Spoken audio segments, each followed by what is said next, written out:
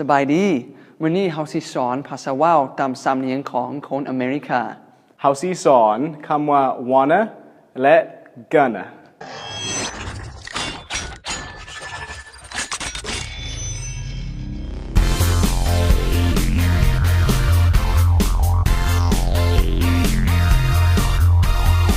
เอาคำว่า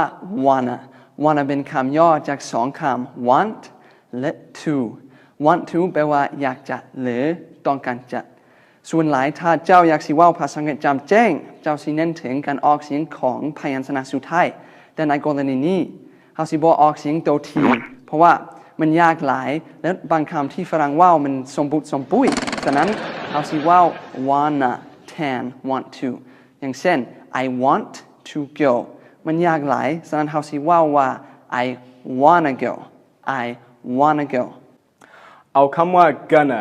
เป็นคำย่อจากสองคำ going และ to และ going to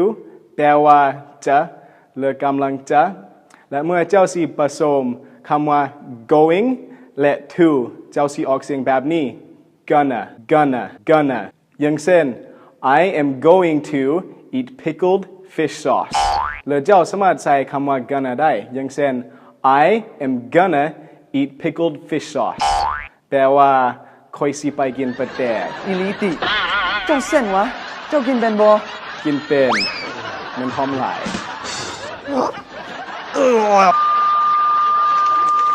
บางเทื่อในหนังฝรั่งเจ้าสิได้ยินคำว่า gonna และ wanna ตอนนี้พวกเราสิยกตัวอย่างให้เจ้าเบิ่ง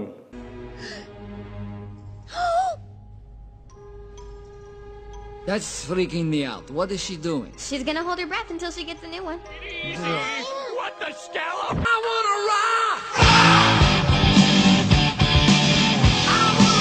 Unicorn! He's so fluffy, I'm gonna die! Kyle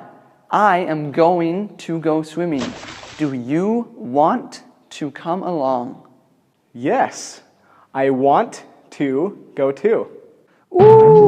มันยากหลายเอาเป็นภาษาว่าวดีกว่า Kyle I'm gonna go swimming Do you wanna come Yes I wanna go too ขอบใจอย่าลืมกดถูกใจใน Facebook